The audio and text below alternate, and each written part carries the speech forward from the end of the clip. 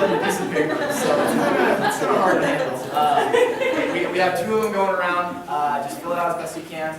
I know on the Google Doc I asked you to bring your temple recommend.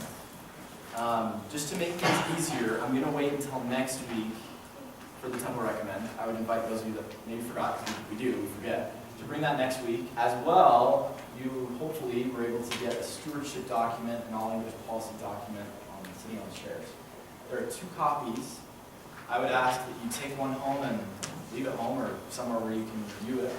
The other one, sign it and return it back next week. So next week we'll take maybe the first 10 minutes and just go over, I'll just go around with the clipboard and just check off if you have that signed, as well as you have your temple recommend. Any questions about that? All right.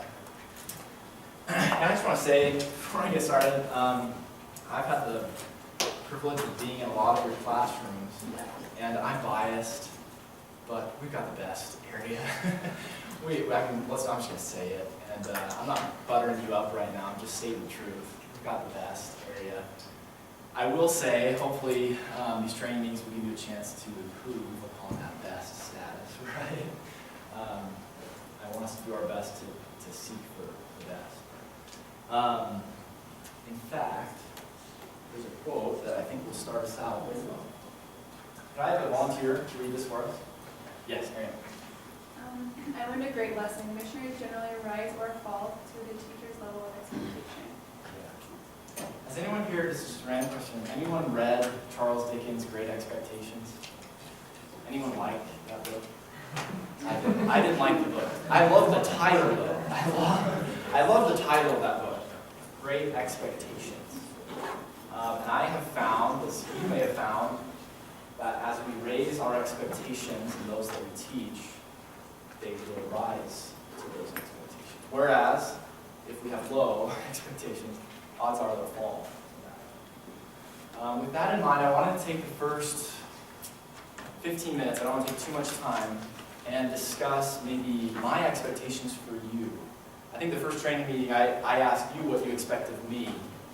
And it's taken me a month, but I feel like I've got a few expectations that now I can roll out for you as well. In fact, let's just start on page 80 of the Blue Teacher Manual. I'm going to make this, I guess, a companionship study. It will be 5 minutes. It won't be, maybe even less. But with the person next to you, if you could read page 80 and answer this question, what does the MTC expect of me? These, I think, above what I expect, this is really what it comes down to, page 80. So go ahead and with someone next to you, read that and answer that. Go.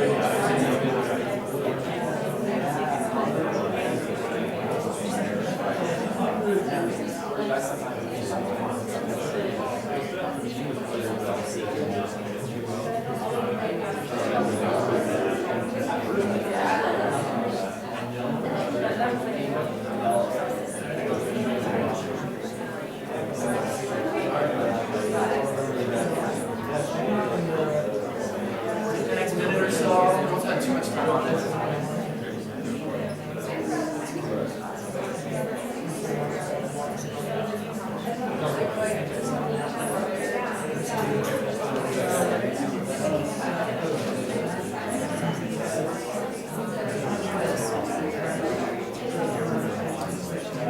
Okay, wrap up wherever you're at.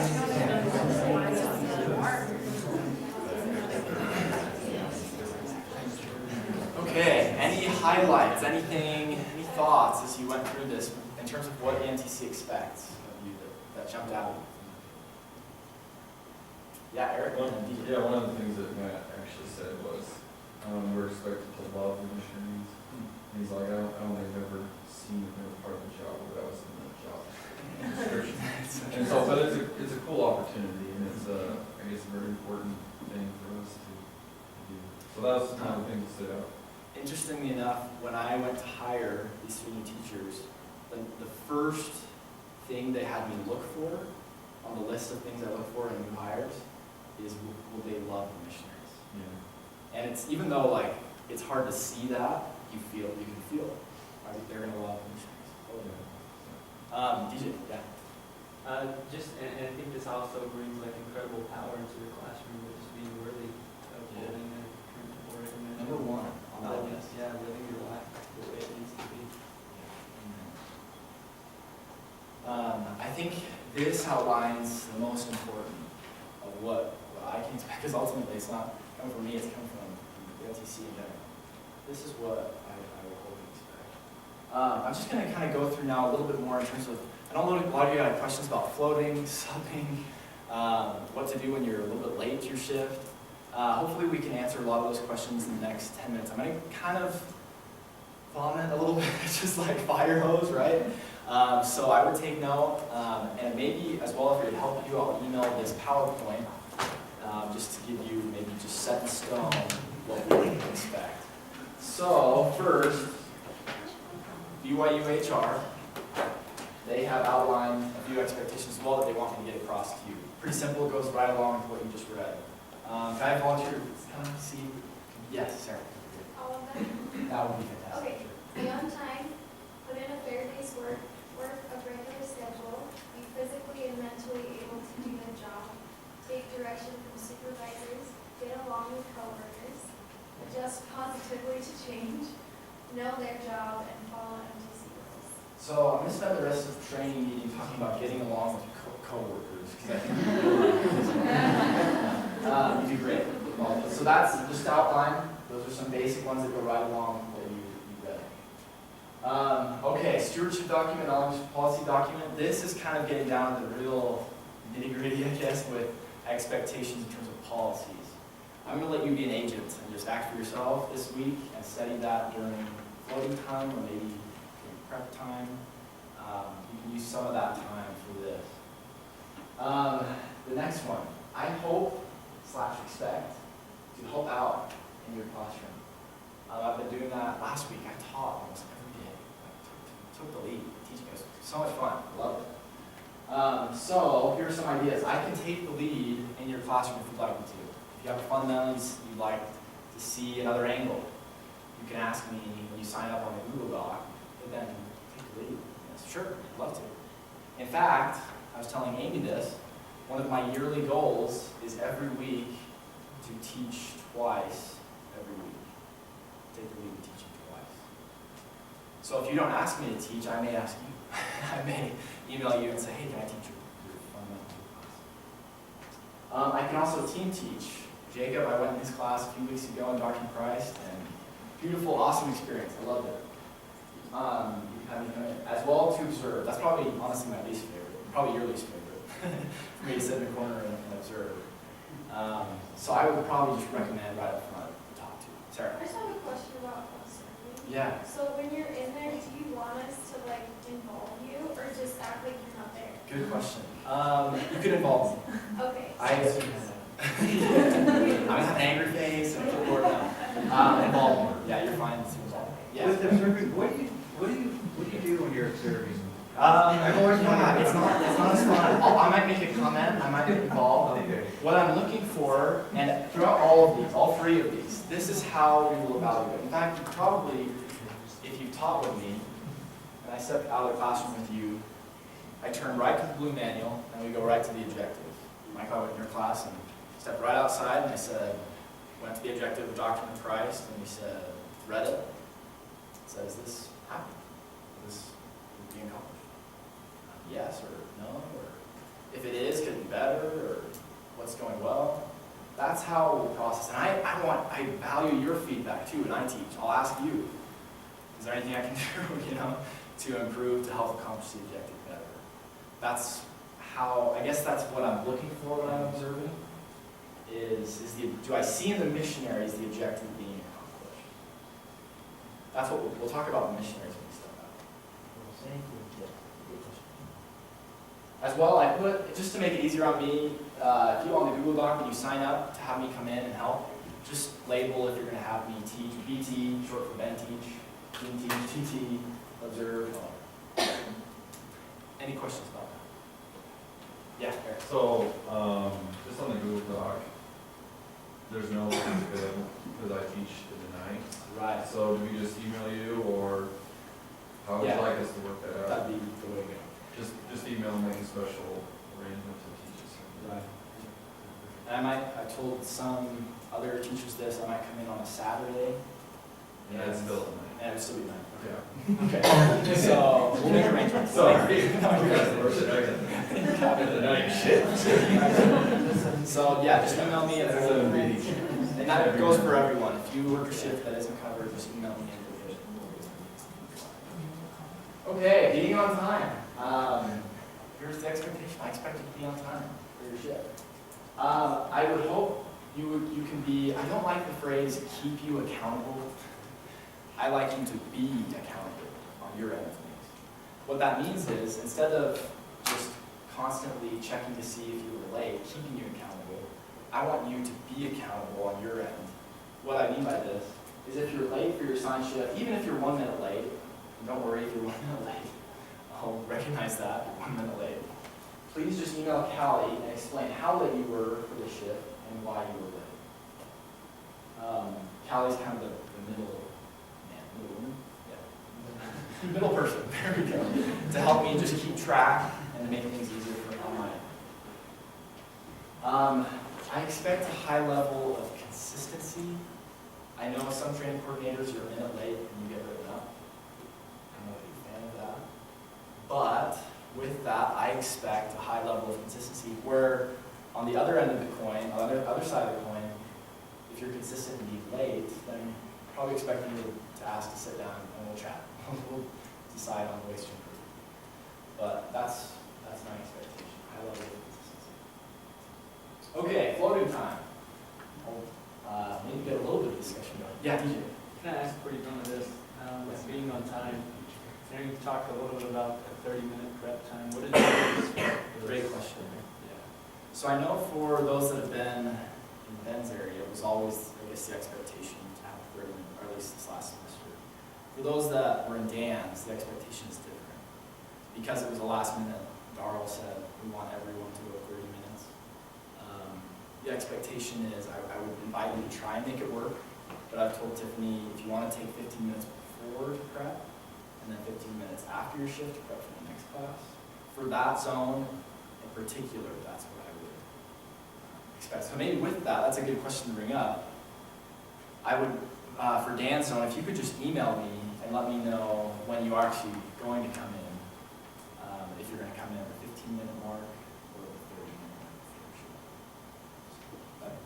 Does that answer your question? Yeah, so I've just been trying it for the last week and a half or so, and it's just squeezing me really close to the 20 hours. Right. That's another thing. And so one thing that I've been doing, and I've been trying to get right at, but I can't get there before the 30-minute mark. And so I'm consistently clocking in a minute or two after that 30-minute mark. And that still gives me 20 minutes or so. In a case like yours, let me know. Just email me and we'll deal with specific circumstances in the right way. Okay, floating time. I'm gonna ask for maybe a little bit of discussion. Maybe just with the person next to you again, just take a minute. What should govern? What principles should govern when we're here on a shift and we're not teaching? We're floating. Go ahead and just take a minute. What principles should govern our floating time? Discuss with the person. According to this, Just, yeah, Jenny.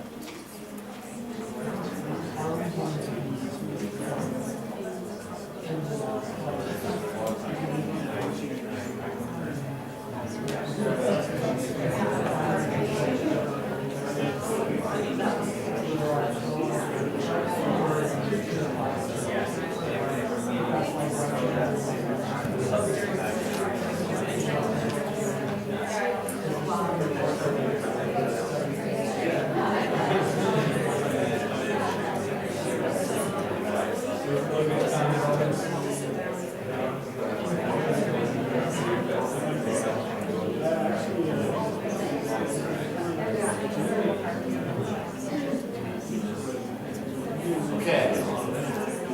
I'll actually stop you just a minute in. Any thoughts? Any highlights? I mean, from your discussion, what should govern? What principles should govern? Yeah, I think if you're gonna be helpful, like definitely come in. Like if you come in just to get hours, then that's not a very good use of time. motivate the reasons why we do it. Yeah. DJ. And just the biggest thing that I love about floating is you continue to get to help the missionaries and be in the classroom, but don't have to bear all the responsibility of teaching. So just being in to help the missionaries, coach them one-on-one, pull them out. Just along that, yeah, I love that because when I got hired, there was a teacher that got hired at the same time I did. Great teacher. And I remember he said in his own meeting one time, we were talking about using floating time better, and he said, you know, I pray for charity every day for the missionaries that I teach when I teach. Right? I notice I never do that when I float. And he was like, and like what, I mean, with that, he wasn't having good experiences, like powerful experiences like he was. And I'll tell you what, he would come, after he said that, he lived up to that. And whenever he came to my class, he would always have powerful experiences because he was invested in missionaries, as much as I was, right? It was awesome. Jordan, you have something? Yeah, at least I was just saying, like, just like the mission, you're trying to find things that are helping fulfill your purpose. So as missionary teachers, we still have that purpose to help missionaries, and so we can kind of fulfill that. Yeah, purpose. Yeah. Ariane brought up when she said accountability. And when you're in there, recognizing that your accountability isn't just to the missionaries in your classroom, but it's your whole zone, and that you are a resource for all the missionaries in your zone. Yeah, I love that. That goes right along. First of all, what teachers become zone missionaries. I think zone meetings really help with that, to develop us as a resource, accountable to the zone. Eric? I just have a question. Yeah. So in your bullet point it says, honest, I trust you, so you don't need my approval when you need to miss a floating shift. Yeah. And then the last bullet point says, however, if you're going to miss a floating shift for whatever reason, let me know. So the reason for that, you don't need my approval. But there's a few okay, for that makes sense. You just let me know. Just say So that. you don't need approval, you just need, it does need to be communicated. Okay. There was a few nights ago, these missionaries that were going to New Hampshire, their plane came back. Or it didn't come back, it wasn't able to get off the ground. And so they got to the airport and had to hightail it back to the And so I was sitting there and they told me that, and we got this district of missionaries in one end just sitting there, and I thought, crap, I don't know who is on the floor right now, who's floating, who's here. So I just simply want a high level of communication Just so Okay. you know. Good question. So with that, yeah, you said it perfectly. I trust all of you. I think you've already done this with, if you've been in Ben Marlow's area, you just kind of govern yourself with floating time. You don't need my approval to take floating time off. So along with that, DJ, to stay under 20 hours, you may need to take some floating time off. Non-students, you may need to watch your hours, right?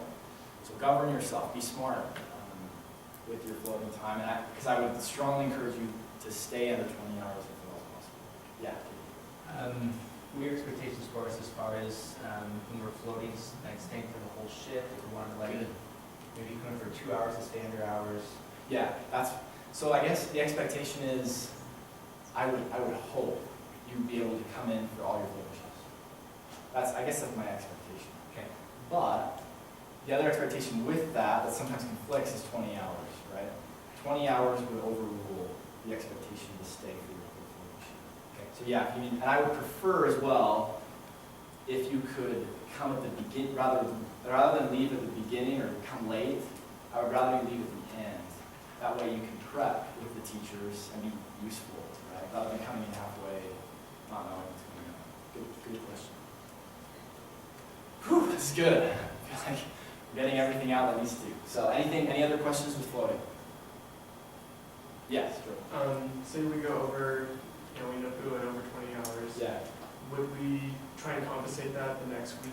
No. Okay. Well, you do need to stay under 40 no matter. It's like the 24 rule that I told you about. You have to stay under 24. In 2 weeks, you have to stay under 40. Okay. So I guess yes, Right. if it affects that, if it makes. Okay. So you can't like do 28 and 21. Exactly. Great question.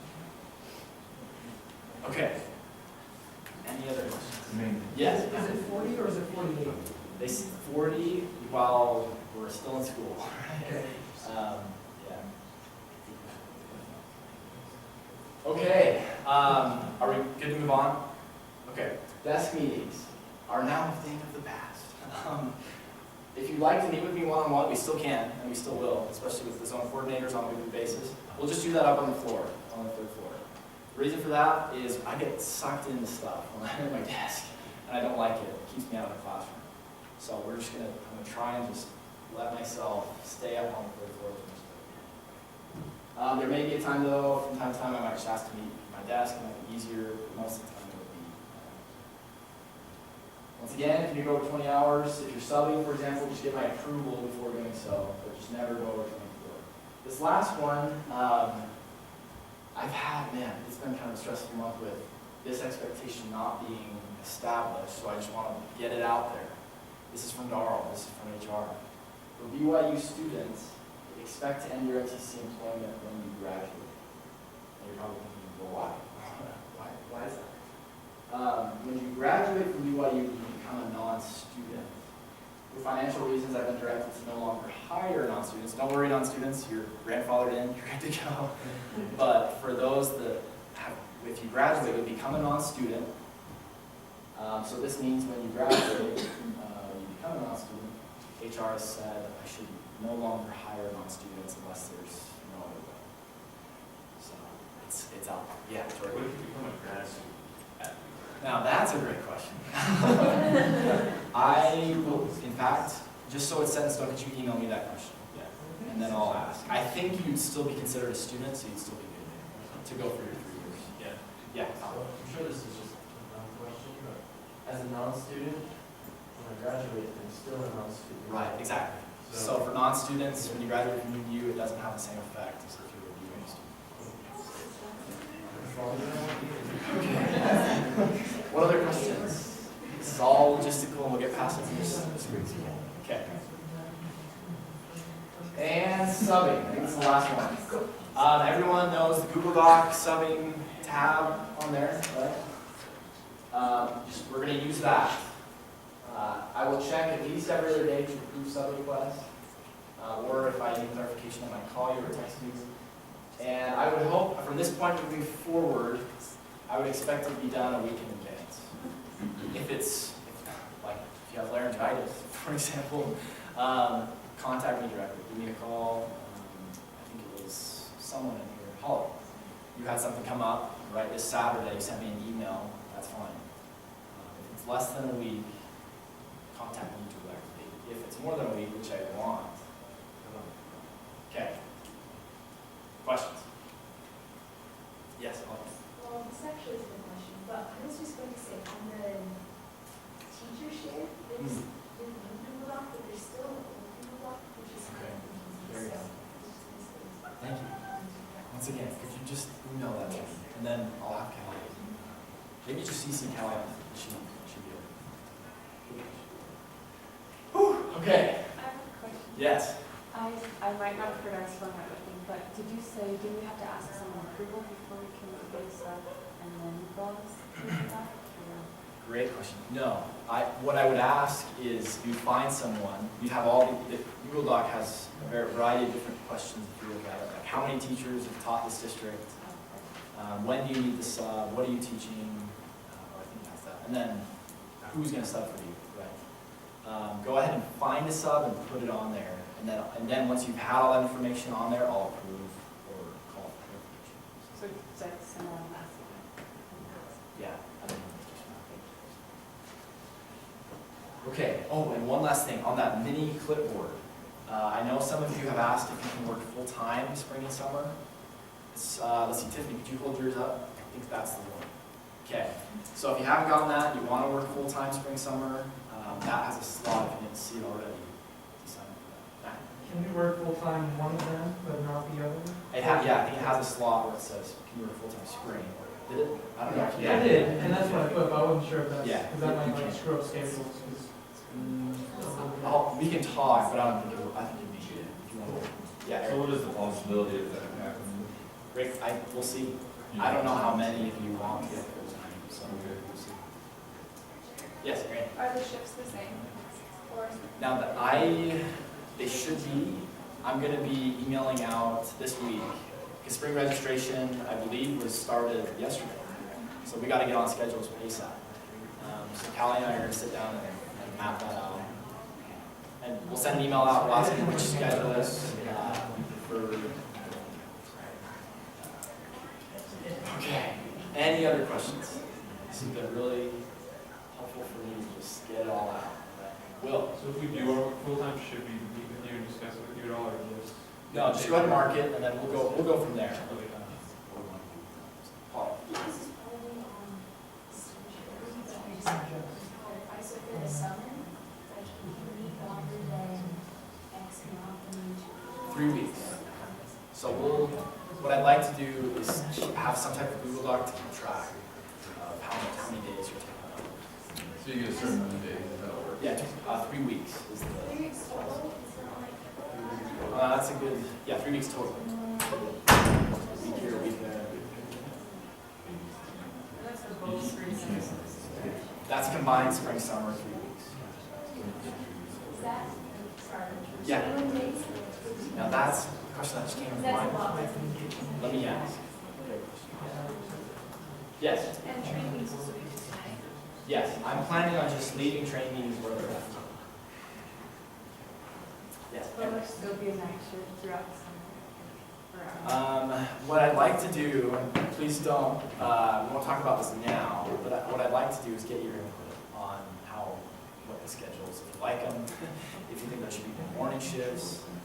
I want opinions. So I might send an email out tomorrow. I'll talk to Cal and we'll see. Either tomorrow or the next day. Okay, let's get to training, shall we? Lesson in chapter 3. I'm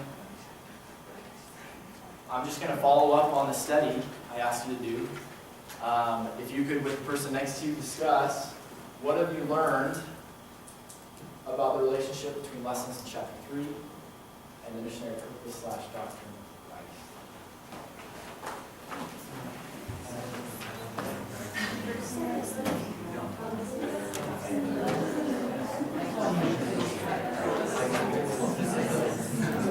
This is the doctor.